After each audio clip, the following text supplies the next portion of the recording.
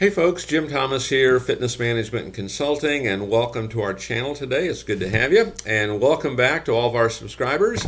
And if you're new to the channel, if you're finding us for that very first time, welcome as well. And if you would please, consider hitting the subscribe button, hitting that like button, consider becoming a member, and to learn more about me and my company and how we can help take your gym, help take your business to that next level, please check out those links below.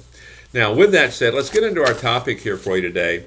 And our topic is topics that should be on your gym sales meeting agenda. Okay, and you can check, other videos. You can do some searches here on the channel for, how do we give a sales meeting? How do we do this? What should an agenda look like? And what I want to give you today is some things that should be on that agenda. I know sometimes, folks that struggle with, hey, what do I talk about in all these meetings? What do I talk about? And literally, if you had time, everything I'm going to mention here today could be every single meeting that you have in reality, okay? But these are topics that should be on that next gym sales meeting agenda. And so number one on my list is celebrate the big wins. If you don't have big wins, celebrate small ones. But the first thing, celebrate the wins. What worked really well this week? And I promise you, there's always things that work well, okay? And as a lot of you have heard me talk about, when I start meetings, I'll typically start them with, hey, tell me what's working well and what's not, okay? And part of that, I want to get everybody engaged, and I want to get conversation going, and I want to get, kind of some crosstalk going on this.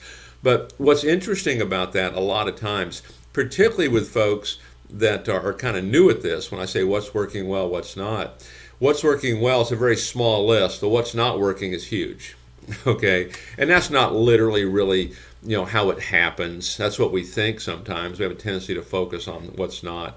And so we want to get in the habit of celebrating the big wins, whatever they might be, but get in the habit of doing it. Get in the habit of catching people doing something right, okay? That's always a part of your meeting agenda. And, if it's not, people aren't going to want to attend these meetings, okay? And we want them there, and we want them engaged. Number two, updates on the pipeline. So here's the thing we forget so often. Yeah, we want to sell. And if all we're doing is selling and we're not continually filling that pipeline, you're going to reach a point one day where there's no one to talk to. Okay, the chair stays empty. And one of the big secrets of this, we have to keep that chair full. And so updates on the pipeline. What are we doing to keep the pipeline full? How are we adding more people to the pipeline? Because as more people sign up, the more you reduce the pipeline. And that pipeline, you've got, referrals from point of sale, referrals that you get off the workout floor, maybe from an email campaign. We've got former members we can talk to. You've got all your vendors and all the businesses in your local community. You have corporate accounts. You've got all the telephone inquiries you can follow up on. You've got guest registers you can follow up on. But what are we doing to add more people to our pipeline? Make sure we're updating on that. Because if we're not doing that, okay, that one thing, that's the one thing that can stall us out on everything else that we do. Number three, uncover obstacles. Okay, uncover obstacles. And so we've got our sales team in here. What kind of obstacles have they faced? And a lot of times these obstacles, they can be, customer objections. Okay, it could be, making the outbound call. It could be, how do I get more leads? The obstacle could be, hey, my referral presentation. It could be the second sale. There could be a host of things, but we want to make sure that we understand what these obstacles are so we can fix them. And it goes back to, my broader question, what's working well, what's not, okay? And so we want to uncover these obstacles because you can't fix them unless you know what they are. And certainly they're there. And sometimes it's just a matter of starting to talk to folks, in other words, your sales team in these meetings, to really uncover what those are. Sometimes they'll volunteer them, sometimes not so much. But the more we kind of talk and probe and dig, we can kind of start to see kind of what's happening.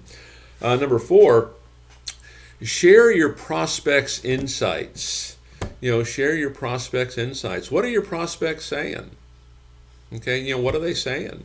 When they get started, hey, what do they like? What do they not like? If they're coming in and using it on a free trial, what do they like? What do they not like? Are they keeping their appointments? But, what are your prospects saying? And for that matter, I would even dig into, what are my members saying?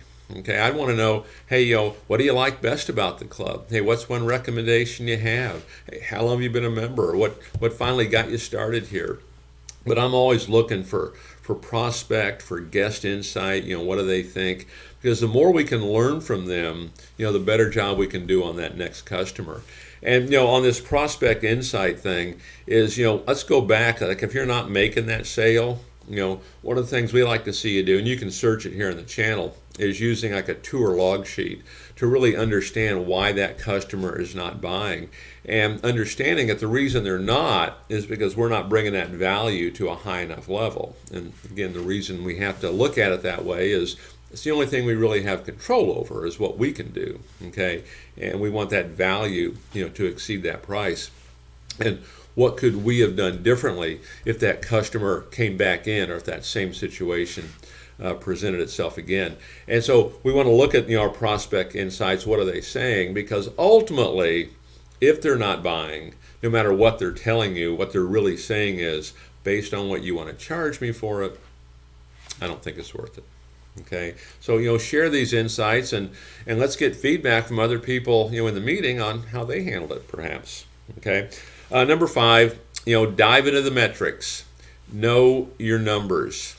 Okay, know your key performance indicators. Do we know what our retention percentage is? What our monthly attrition percentage is? Do we know what it is? Okay, because when we know our numbers, now we can make decisions on that.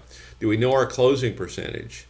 Do we know how many lead inquiries we're getting every day, every week? How many lead inquiries are we setting for appointments?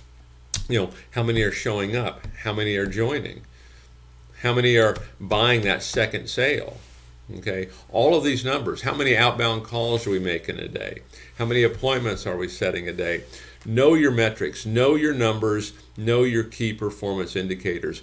The beauty about math, it's not going to lie to you. It's going to be true, and it's going to be exact, and it'll allow you really to make the right decisions, and really it'll allow you to really understand really what's happening inside your gym. So make sure we know that. Number 6, share organizational information. Okay, and so one of the things we want to make sure is happening, make sure that everybody on staff knows what's happening. When I say share organizational information, one of the things that's missed, surprisingly enough, a lot of times is not everybody knows what's going on in terms of marketing. They don't know what marketing is being advertised, and they don't necessarily know how to specifically handle it when it comes in. So make sure whatever's going on, hey, we're doing a deep cleaning on this day. We've got this marketing program going on. Hey, we're closing out this membership special. Hey, it's a holiday weekend coming up. Here's what we're going to be doing. Make sure everybody knows what's going on. Make sure they know how to handle it. And then if there's expectations we need to have, we want to do it. I know, kind of talking about maybe a personal training kind of thing, I get in there and I talk to a lot of personal trainers, and we start talking, hey, how are things going? And, well, Jim, they don't tell me anything around here. Okay. And one of the things that you can do if you've not done this is at your front desk. This can be an actual book, or we can go online with it. Either way works. But a customer service logbook where all your customer service information is logged in. A maintenance logbook where all your maintenance information is logged in, and so you get a chance to see it, and you can see when it's followed up on. If a member has complained about a lat pull is sticking or something like that, we can see how that's been dispositioned. And even a marketing logbook, whereas every day we can come in, hey, here's what's going on in terms of marketing. So we want to be able to share organizational information. We want people to know what's going on. We don't want to catch anyone flat-footed. We don't want that front desk to sit there with egg on their face when a member says, oh yeah, I saw this, what is it? Oh, I don't know. Okay, so share that organizational information. And then number 7, pick apart the competition. Okay, and when I say pick apart the competition, what we're looking for here is, what do we do better than anybody else in the market? What's our differentiation? What are we so much better at? So when we're looking at what our competition is doing, it's not just quote unquote picking them apart, but it's understanding what are we doing really well? what really sets us apart. How can we quantify this? Because the more we can do that, you essentially, at least you hope to, eliminate that competition. Okay, and then along with that, kind of picking apart that competition, what audience are they going for, and where does that provide opportunity for us to market or to promote or to prospect to that uncontested market space. And so pick apart that competition. So 7 things, 7 topics that should be talked about maybe at every gym sales meeting, but if you're looking for topics, you're looking for things to talk about, this is right where you want to head. Folks, my name is Jim Thomas. My company is Fitness Management and Consulting. Appreciate you being here today and look forward to seeing you all in that next video.